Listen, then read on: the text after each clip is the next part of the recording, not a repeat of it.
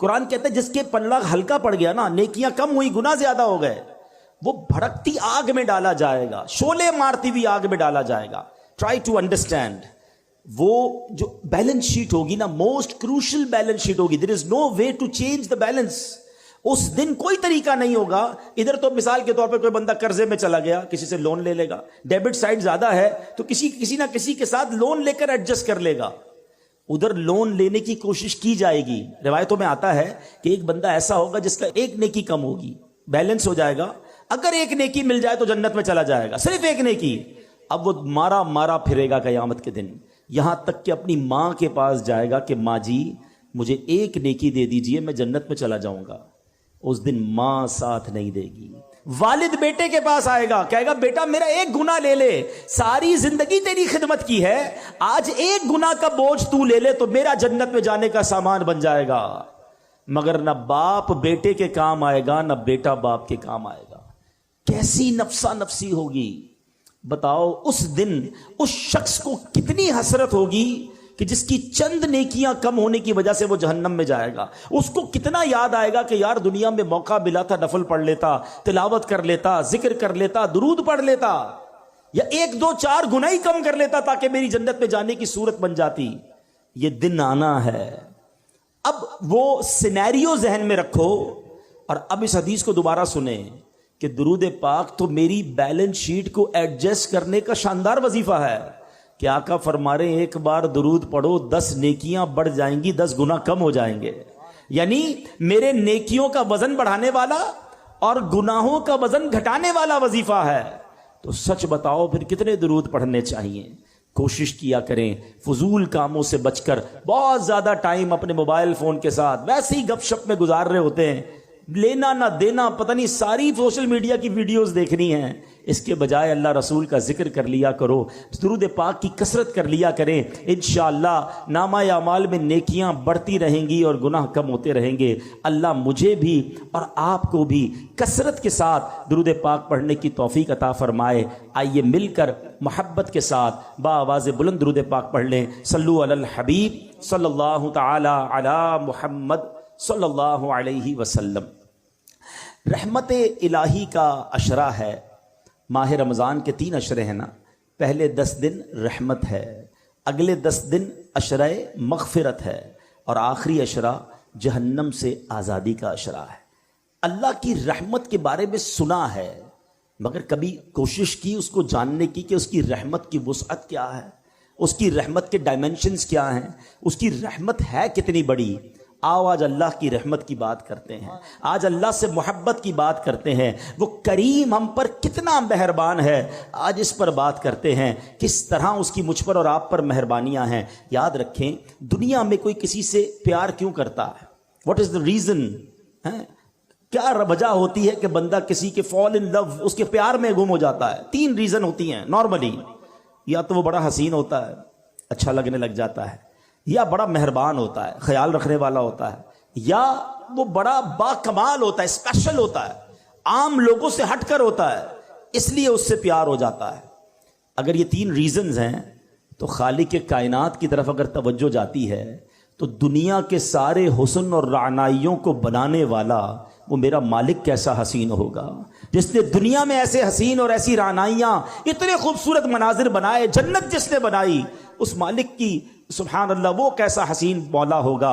پھر آگے چلو، اگر با کمال سے محبت ہوتی ہے تو ہر با کمال کو کمال دینے والی ذات بھی رب کائنات کی ہے، پھر اس سے محبت کیوں نہ ہو. اور اگر کسی محسن سے، کسی خیال رکھنے والے سے پیار ہو جاتا ہے تو بتاؤ تو صحیح، جب سے پیدا ہوا ہوں، جب سے لے کر آج تک روزانہ جس کے احسانات تلے دبا ہوں، وہ کوئی اور ذات نہیں، وہ میرے مالک کی ذات ہے. بلکہ سچی بات بتاؤں، مجھ پر اور آپ پر تو پیدا ہونے سے پہلے ہی اس کے احسان جاری ہیں. جی ہاں، بیفور مائی برتھ وہ مجھ پر بلیسنگز، مجھ پر مہربانیاں جاری کیے ہوئے. کیسے بتائیے؟ کیا بچے اب نارمل پیدا نہیں ہوتے ہیں؟ بچے پیدا ہو رہے ہیں آج کل، کسی کے جناب کون سا مرض ہے، کسی کا ایک گردہ ہی نہیں ہے، کسی کا ہاتھ صحیح نہیں، کسی کا پیر صحیح نہیں، کوئی بغیر آنکھ والا، کوئی بغیر کان والا. عجیب عجیب معذور بچے پیدا ہوتے ہیں. اللہ تعالی ہمیں اور ہماری نسلوں میں ایسے معذور بچوں سے ہمیں محفوظ فرمائے. لیکن میں پورا پیدا ہو گیا، میرے اعضاء پورے ہیں، میں دیکھ بھی رہا ہوں، بول بھی رہا ہوں، سن بھی رہا ہوں، اس کا مطلب کیا ہوا؟ میرے رب نے میری تخلیق کامل فرمائی۔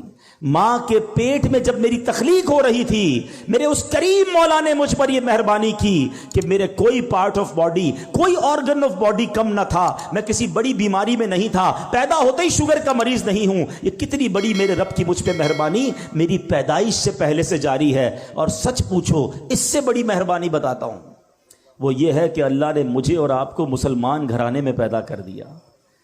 کسی کافر کے گھر میں بھی تو پیدا ہو سکتے تھے نا، روز بچے پیدا ہو رہے ہیں، کوئی کس مذہب والے کے یہاں پیدا ہو رہا ہے۔ میں نے کیا کمال کیا تھا؟ میرا کیا ایسا کمال تھا کہ اللہ نے مجھے مسلمان گھرانے میں پیدا کیا؟ سب سے پہلی آواز جو میرے کانوں نے سنی وہ اللہ اکبر کی اذان سنی، کیونکہ جب میں پیدا ہوا مسلمان گھرانے میں تھا تو میرے کان میں اذان دی گئی۔ بتاؤ، یہ شروع سے مہربانیاں رب کی جاری ہیں۔ تو اگر کسی مہربان سے محبت کی جاتی ہے تو پھر اللہ سے سب سے زیادہ ہمیں محبت ہونی چاہیے۔ اور اب آؤ میں بتاتا ہوں وہ کریم رحمان کیسا ہے، وہ رحیم کیسا ہے، وہ رحمتیں کیسے برساتا ہے۔ اس کی رحمت یہ چاہتی ہے کہ میں اور آپ بخشے جائیں۔ روایتوں میں آتا ہے، حضرت ابو سعید خدری رضی اللہ تعالیٰ عنہ راوی ہیں اور نبی پاک علیہ الصلوۃ والسلام کی حدیث ہے۔ یہ واقعہ خود نبی پاک نے صحابہ کو سنایا کہ ایک شخص تھا بنی اسرائیل میں، اس نے 99 قتل کیے۔ حدیث پاک کا خلاصہ ہے 99 مرڈرز۔ اور اس کے بعد اسے خیال آیا کہ یار بہت ہو گیا، کتنے گناہ کرے گا، اب تو توبہ کر لے۔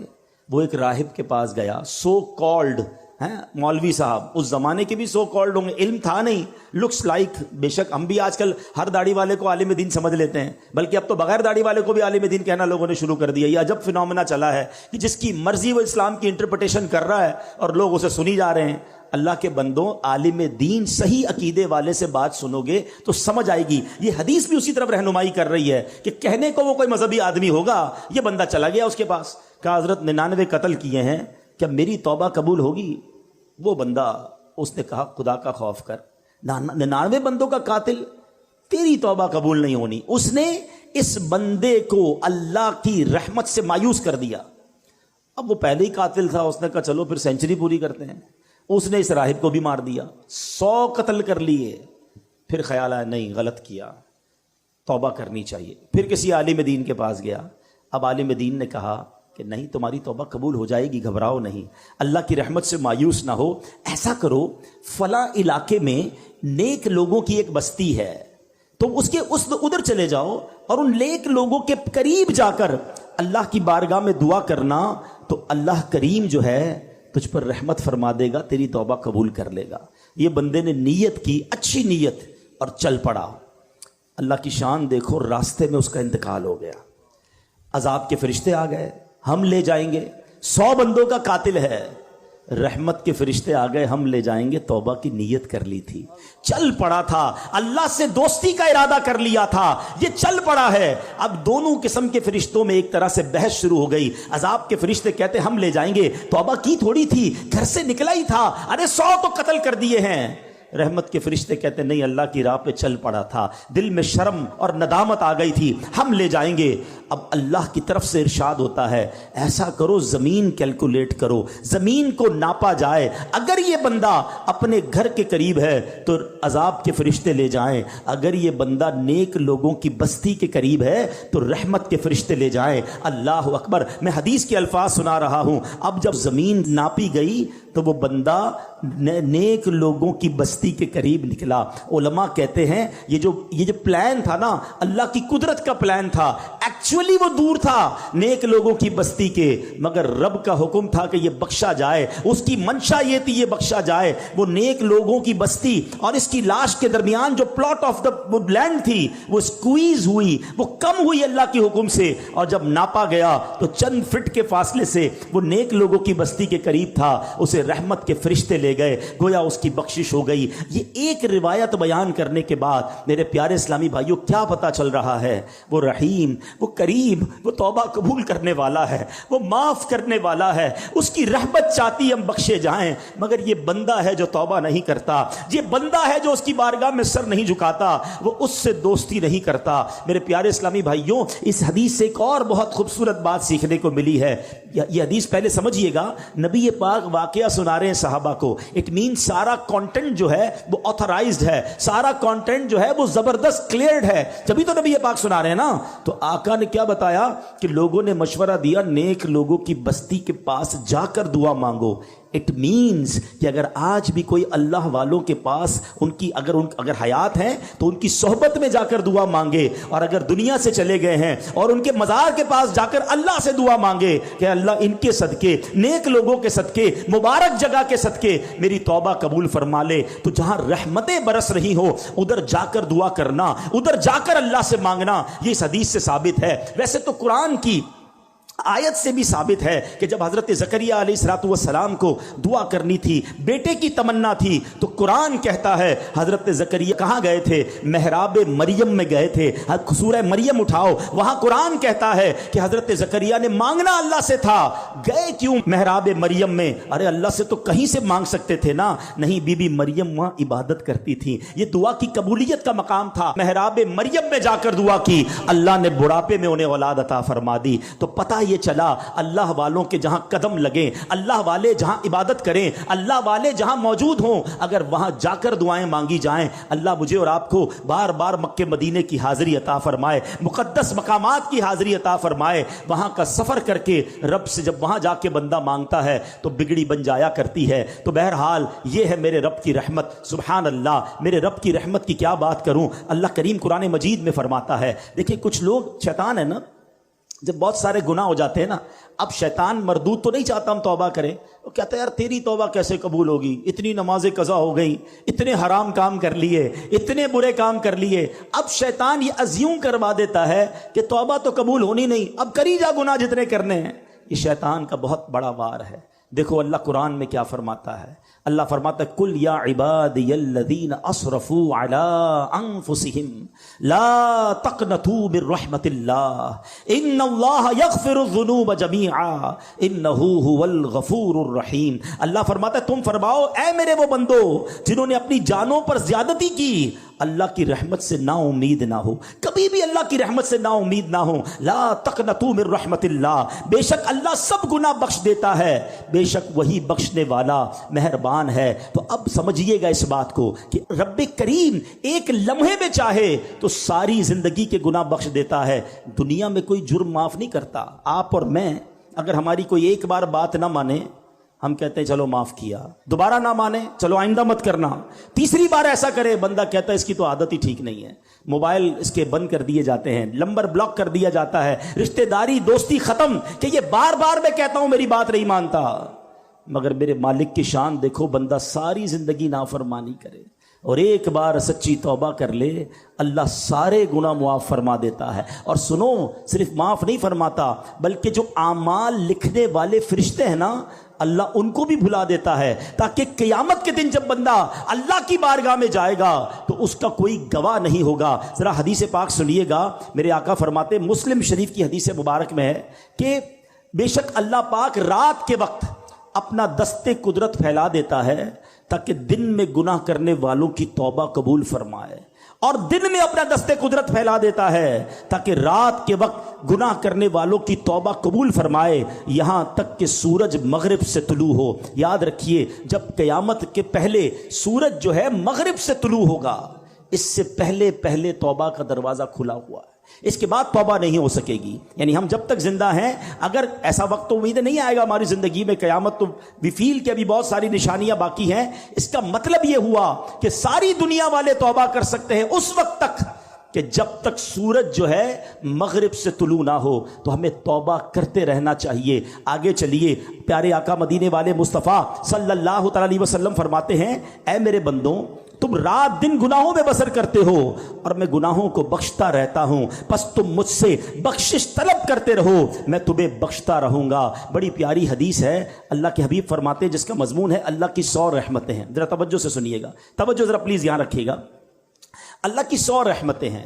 اللہ نے فقط ایک رحمت دنیا میں اتاری ہے، اور اس ایک رحمت سے ماں اپنے بچے سے پیار کر رہی ہے، باپ اپنے بچوں سے پیار کر رہا ہے، جانور اپنے بچوں سے پیار کر رہے ہیں. آپ دیکھیں جانور جان دے دے گا اپنے بچے کے لیے. یہ رحمت کہاں سے آئی؟ فرمایا یہ وہ ایک رحمت ہے جو اللہ نے دنیا میں اتاری ہے، جس کی وجہ سے لوگ ایک دوسرے پر مہربانیاں کرتے ہیں. وہ 99 رحمتیں رب نے اپنے پاس رکھی ہیں، جو قیامت کے دن وہ ایک رحمت سے ملا کر 100 رحمتیں قیامت کے دن اپنے بندوں پر نچھاور فرمائے گا، اپنے بندوں کی مغفرت فرمائے گا اور ان پر احسانات فرمائے گا. ایسا رحیم ہے میرا مولا، ایسا کریم ہے ہمارا پروردگار. دیکھو دنیا میں اگر کسی کا کسی تھانے میں کسی جگہ کوئی قصور ہو جائے تو وہ لکھا جاتا ہے، چلو جناب معافی تلافی ہو گئی یا سزا بھگت لی یا ضمانت ہو گئی، مگر ریکارڈ پر وہ جرم باقی رہتا ہے. اس کی پولیس رپورٹ جب بھی بنائیں گے وہ جو کرمنل ریکارڈ تھا وہ ضرور آئے گا. مجھے ایک واقعہ یاد آیا، ایک بار میں ساؤتھ افریقہ گیا. مجھے اسلامی بھائیوں نے بتایا کہ جناب ایک بزنس مین ہے، بیچارہ کئی سال سے کوشش کر رہا ہے، ساؤتھ افریقہ میں اس کا پولیس کریکٹر سرٹیفکیٹ نہیں بن رہا. میں نے کہا یار یہ تو بہت بڑا آدمی ہے، کیوں نہیں بن رہا؟ کہ ایک اس سے غلطی ہو گئی تھی. اب سنیے گا غلطی کیا ہوئی. کہتا وہ ایک بار جنرل اسٹور میں گیا اور کولڈ ڈرنک وغیرہ یا کچھ سامان خریدا. سڈنلی اس کو کال آئی کہ اس کی والدہ آئی سی یو میں ہے، کوئی ایمرجنسی ہو گیا، ہاسپٹل لے کے گئے گھر والے. اس بیچارے کو سمجھ ہی کچھ نہیں آئی، سامان ہاتھ میں تھا اور وہ دوڑتا ہوا جنرل اسٹور سے باہر نکل گیا. جیسے ہی باہر نکلا تو آپ کو پتا ہے انٹرنیشنلی بلکہ اب تو پاکستان میں بھی ہو گیا، وہ اسٹور کے دروازے بلنک کرنے لگے کیونکہ اس نے پیمنٹ نہیں کی تھی.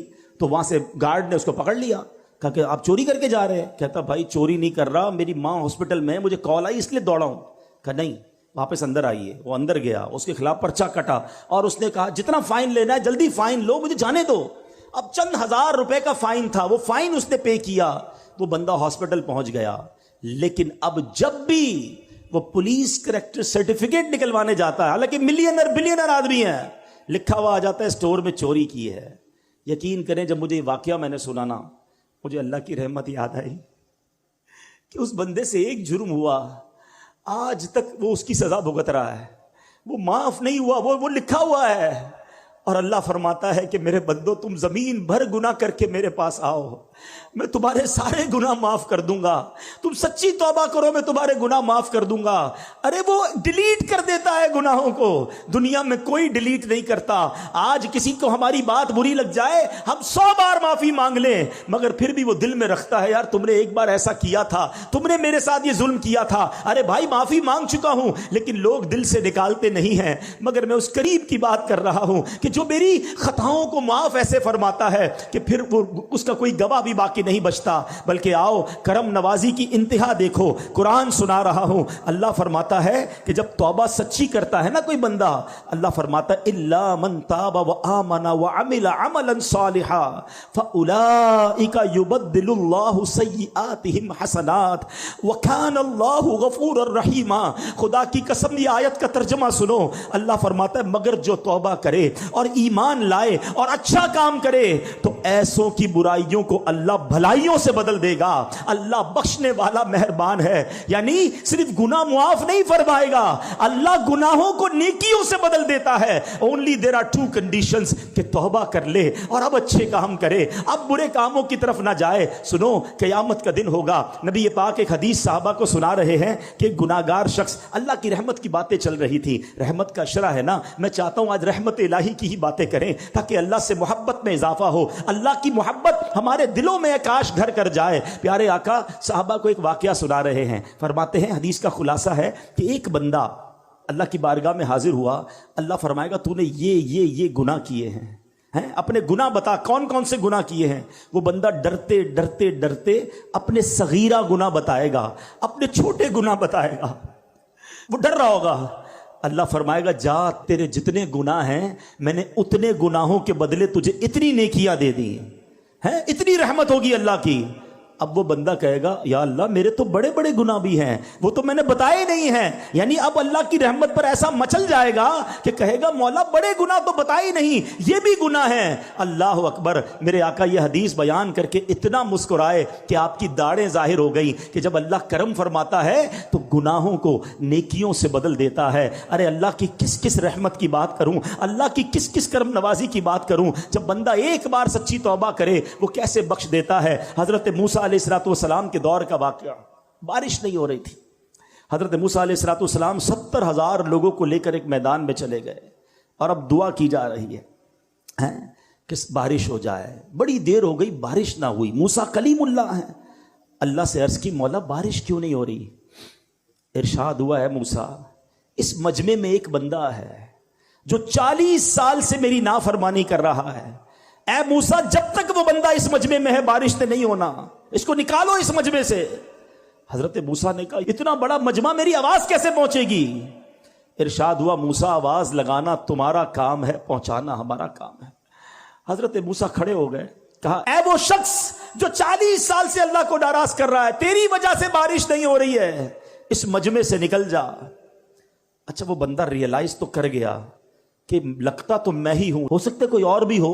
وہ کھڑا ہو جائے. اس نے دائیں دیکھا بائیں دیکھا, کوئی نہیں کھڑا ہوا. اب پتہ اس بندے نے کیا کیا, کمال کیا.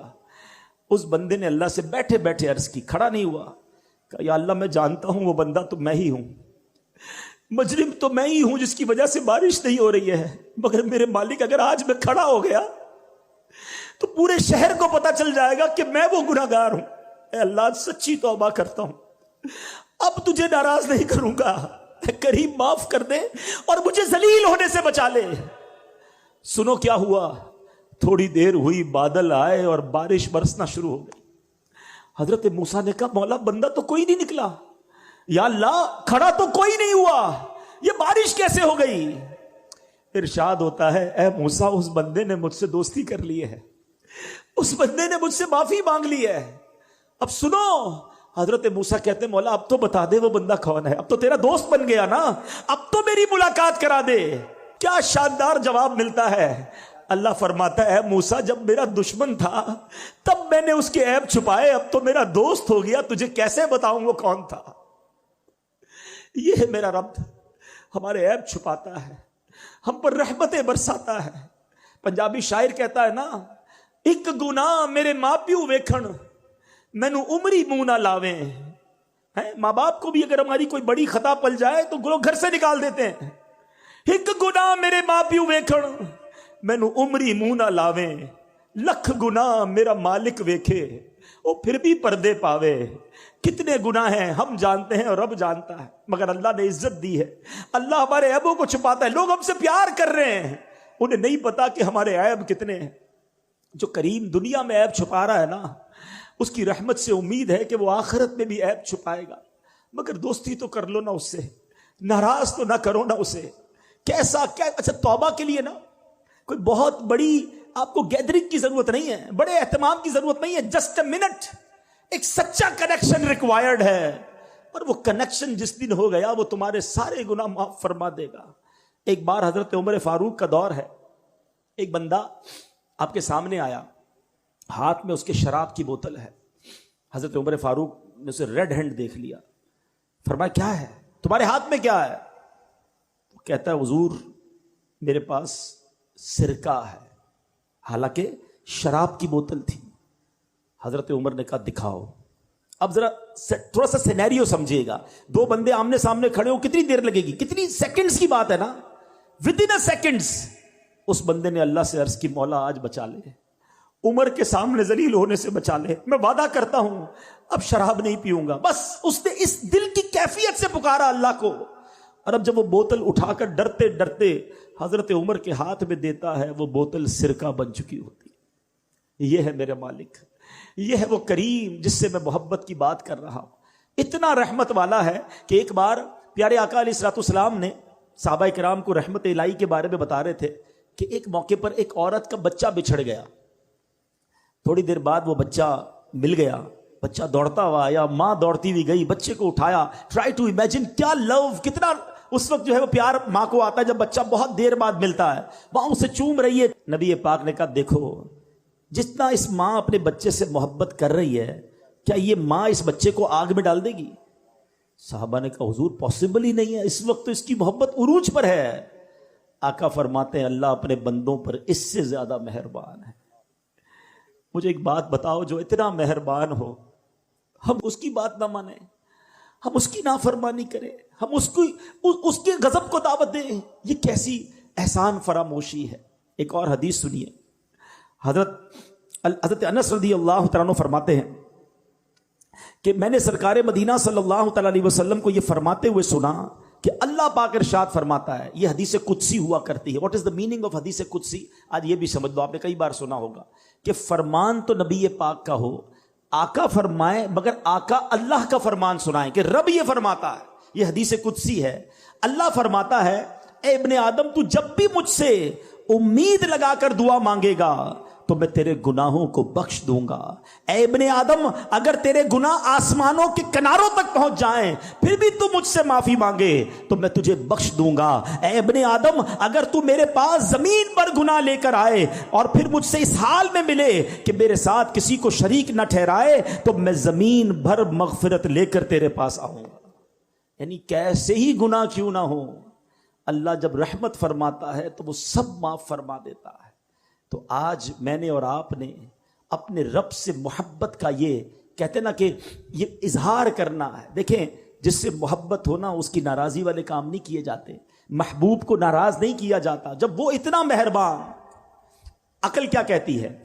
عقل یہ کہتی ہے کہ اگر اللہ نے مجھے آنکھیں دی ہیں تو اگر میری آنکھیں حرام دیکھتی تو میری آنکھیں چلی جاتی، اگر میری آنکھیں میرے کان حرام سنتے تو کان چلے جاتے، مگر اللہ یہ کان واپس نہیں لے رہا، یہ آنکھیں واپس نہیں لے رہا. وہ ہماری ہم پر رحمتیں جاری رکھے ہوئے ہے تو پھر ہمیں اس کی بھی نافرمانی نہیں کرنی چاہیے. ایک قرآن پاک کی آیت سن لیجئے. اب یہاں جب اللہ کی ہم رحمت کی بات کر رہے ہیں نا تو اب شیطان کیا کرتا ہے کہ یار پھر تو اللہ بڑا رحیم ہے، جو کرنا ہے کرو. اب تو نمازیں نہیں بھی پڑھیں گے، روزے نہیں بھی رکھیں گے، حرام کھاتے رہو، حرام پیتے رہو، اللہ تو بڑا کریم ہے، معاف فرما دے گا. یہاں ہم مار کھا جاتے ہیں. آج ذرا سنیے گا، ایک قرآن کی آیت اس بات کو کلیریفائی کر دے گی. اللہ فرماتا ہے فَيَغْفِرُ لِمَن يَشَاءُ وَيُعَذِّبُ مَن يَشَاءُ. اللہ جسے چاہے بخشے گا اور جسے چاہے سزا دے گا. اللہ کی مرضی. وہ خالق ہے، چاہے تو ہمیں نقطے پر بخش دے اور چاہے تو کسی ایک غلطی پر پکڑ فرما لے. ایمان کی ذرا تعریف سمجھ لیں. علماء کہتے ہیں الایمان بین الخوف والرجاء. ایمان خوف اور امید کے درمیان شے کا نام ہے. بے خوف بھی نہیں ہونا ہے اور نا امید بھی نہیں ہونا ہے. رحیم کو ناراض بھی نہیں کرنا ہے مگر قہار کے غضب کو دعوت بھی نہیں دینی ہے. اس کے درمیان ہم نے رہنا ہے تو انشاءاللہ بیڑا پار ہو جائے گا. تو آج میرے پیارے اسلامی بھائیوں اس بات کو سمجھنا بہت ضروری ہے. اب ذرا ایک بات سمجھیے گا، اللہ کریم نے تین کے اندر تین باتیں پوشیدہ رکھی ہیں. یہ ذرا بڑی کمال کی حدیث ہے. خلیفہ اعلیٰ حضرت فقیہ اعظم ابو یوسف محمد شریف محدث کوٹلوی نقل فرماتے ہیں، یہ ان کا قول ہے، اللہ پاک نے تین چیزوں کو پوشیدہ رکھا ہے: اپنی رضا کو اپنی اطاعت میں، اپنی ناراضی کو گناہوں میں، اور اپنے اولیاء کو اپنے بندوں میں. اس سے کیا سیکھنے کو ملا کہ کوئی بھی چھوٹی نیکی چھوٹی سمجھ کر چھوڑ نہ دیں. کیا پتہ یہی میری مغفرت کا ذریعہ بن جائے. حدیثوں میں یہ مضمون ملتا ہے کہ پیاسے کتے کو پانی پلانے والے کی مغفرت ہو گئی ہے.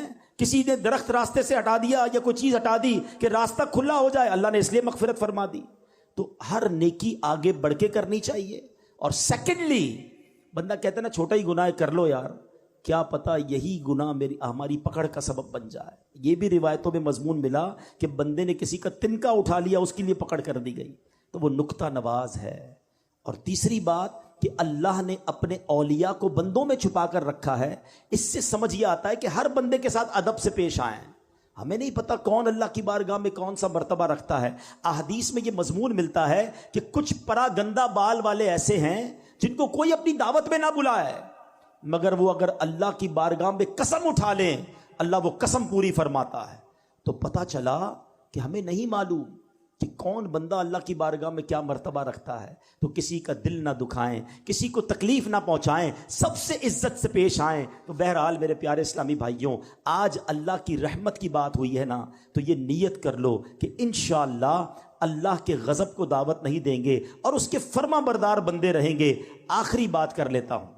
سوچنے کا ایک طریقہ یہ ہے کہ یار گناہ کروں گا تو جہنم کا عذاب ملے گا، قبر میں کیڑے پڑ جائیں گے، ڈر لگتا ہے.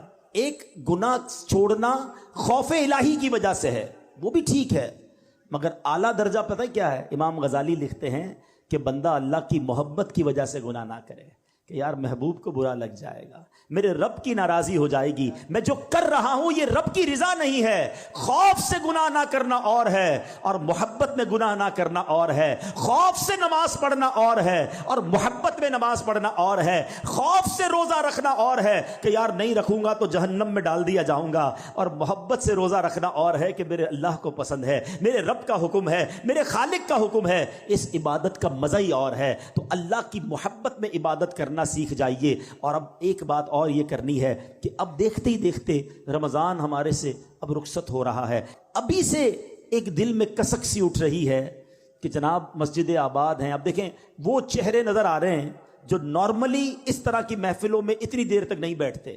کیا ہے یہ؟ اللہ سے محبت ہے نا، قرآن کی تلاوت ہو رہی ہے، تراویاں ہو رہی ہیں، گھر گھر ماشاءاللہ محفلیں سجی ہیں، لیکن کہتے ہیں ایک دل کے ایک چھوٹے سے کونے سے ایک آواز آ رہی ہے کہ یار رمضان جائے گا، اس کے بعد کیا ہوگا؟ کیا اس بار بھی ایسا کریں گے ہم؟ ہوتا کیا ہے اب تک جو ہوتا آیا ہے، انڈیلیبریٹلی ایک میسج دیا جاتا ہے، اور کتنا برا میسج ہے کہ اے شیطان، جب تک تو قید تھا نا اللہ کے بندے تھے، نماز پڑھ رہے تھے، اور جب تو رہا ہوا اب ہم تیری بات مانیں گے۔ یہ نہیں ہونا چاہیے۔ رحمت اللہ فرمائے اور بات ہم شیطان کی مانیں۔ اور دیکھیں یہ رمضان ایکچولی نیٹ پریکٹس ہے۔ چلو اسپورٹس مین کی زبان میں سمجھا دیتا ہوں کہ پہلے پریکٹس ہوتی ہے اور پھر مقابلہ ہوتا ہے نا۔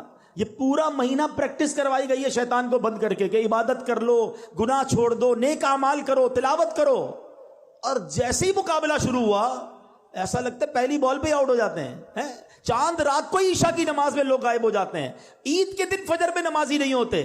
ارے بھائی پورا مہینہ نماز پڑھی تھی، اب کیا ہو گیا؟ کیا نماز صرف رمضان میں فرض تھی؟ نہیں میرے پیارے اسلام، اس بار پکی نیت کر لیں کہ انشاءاللہ ہم رحمت والے آقا کے، رحیم مولا کے، رحیم پروردگار کے بندے ہیں۔ ہم انشاءاللہ اب رمضان کے بعد بھی نمازی رہیں گے، ہم رمضان کے بعد بھی اس کے فرما بردار رہیں گے، ہم ماہ رمضان کے بعد بھی اس کی عبادت کریں گے۔ اور ماہ رمضان میں جہاں بہت سارے اچھے کام کرنے والے ہیں، وہاں اللہ کے بندوں کے ساتھ اچھا برتاؤ کرنا، سخاوت کرنا، اللہ کی راہ میں خرچ کرنا، یہ بھی بہت بڑی نیکی ہے۔ تو رمضان میں خوب اللہ کی راہ میں خرچ کریں، اپنی زکوٰۃ پوری ادا کریں۔ یہاں ایک اور بھی جس کو کہے درد سا محسوس ہوتا ہے کہ جیسے جیسے ماشاءاللہ لوگوں کی ویلتھ بڑھتی جا رہی ہے، یہ اللہ کی مہربانی ہے۔ جب ہزاروں میں زکوٰۃ تھی، لاکھوں میں زکوٰۃ تھی، لوگ مزے سے دے رہے تھے، مگر جب اب کروڑوں میں زکوٰۃ آئی ہے تو اصل امتحان شروع اب ہوا ہے کہ جناب اب تو پراپرٹی کے ریٹ اتنے بڑھ گئے، گولڈ کے ریٹ بڑھ گئے، لوگوں کی جناب ویلتھ بڑھ گئی۔ اب جب کیلکولیٹر چلا رہے ہیں، او ہو 5 کروڑ روپے زکوٰۃ، 10 کروڑ روپے زکوٰۃ۔ اللہ کے بندے تجھے 10 کروڑ کی زکوٰۃ بری لگ رہی ہے، اللہ نے 4 ارب دیے ہیں تبھی 10 کروڑ زکوٰۃ بنی ہے نا۔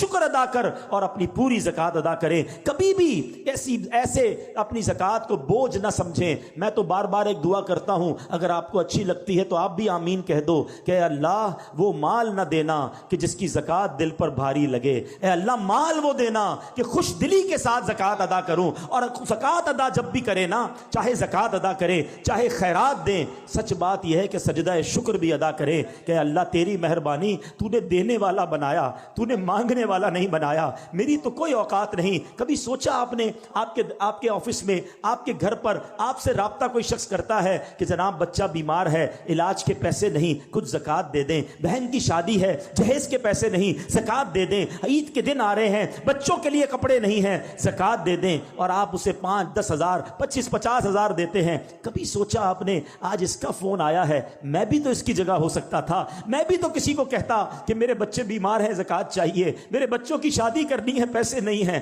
میں نے کیا ایسی نیکی کی ہے، میں نے کون سا اتنا بڑا کمال کر لیا ہے کہ اللہ نے مجھے دینے والا بنایا، اسے مانگنے والا بنایا۔ خدا کی قسم یہ فقط رب کی مہربانی ہے جو اللہ نے مجھ پر اور آپ پر یہ احسان کیا ہے۔ تو آلویز جب بھی کوئی نیکی کریں، چاہے صدقہ کریں، خیرات کریں، چاہے آپ نماز پڑھ رہے ہیں، یہ نہ سمجھو میں نے کچھ کیا ہے، یہ صرف اللہ کی مہربانی ہے۔ ولا حول ولا قوت الا باللہ العلی العظیم۔ اللہ کا شکر ادا کر کے یہ کام کیا کرو، اللہ تمہیں اور عطا فرمائے گا۔ اور اپنی زکوٰۃ صدقات سب سے پہلے اپنے غریب رشتہ داروں کو دیں۔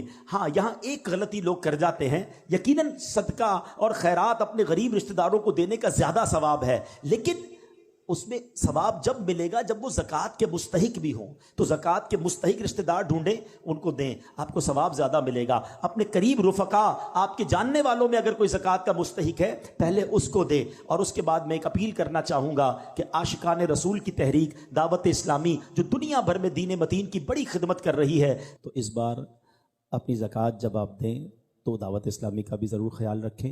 اور ایک اور بات کہنی تھی, اور وہ یہ ہے کہ فطرہ آپ نے دینا ہے. اچھا, فطرے میں ایک تھوڑی سی ہم سے یوں سمجھیے کہ چوک ہو جاتی ہے کہ جب سے ہوش سنبھالا ہے تو گندم کا ہی فطرہ لوگ دیتے رہے, حالانکہ حدیث پاک میں 4 قسم کے فطرے بیان ہوئے. میرے آقا علیہ الصلوۃ والسلام نے جو فطرے کی ترغیب دلائی تو اس میں جو کا, گندم کا, کھجور کا اور کشمش کا فطرہ بھی بیان ہوا. اب یہاں نارملی وہ لوگ بیٹھے جن کو اللہ نے کروڑوں سے اچھی لائف دی ہے, اور ہم فطرہ آج کل گندم کا 170 روپے ہے, ہم وہ دیں گے. ایسا نہیں ہونا چاہیے. جب ہم اپنے لیے کپڑا خریدتے ہیں تو اچھے سے اچھا خریدتے ہیں, بچوں کے لیے چیزیں خریدتے ہیں تو مہنگی خریدتے ہیں. روزانہ کئی لوگ ہوں گے جو افطار میں اجوا کھجور افطار کر رہے ہیں, اور فطرہ دینا ہے تو وہ جناب سب سے سستا والا دینا ہے. ایکچولی یہ بھی اللہ کا ایک شکر ہے کہ اللہ تو نے مجھے کروڑوں سے اچھا بنایا, تو اب تیری راہ میں خرچ بھی میں اچھی کوالٹی کا کروں گا. تو جن کو اللہ نے نوازا ہے وہ بہترین کوالٹی کا فطرہ دیں, اور انشاءاللہ یہ بھی ایک شکرانے کا طریقہ ہے. اللہ تعالی ہم سب کو عمل کی توفیق دے.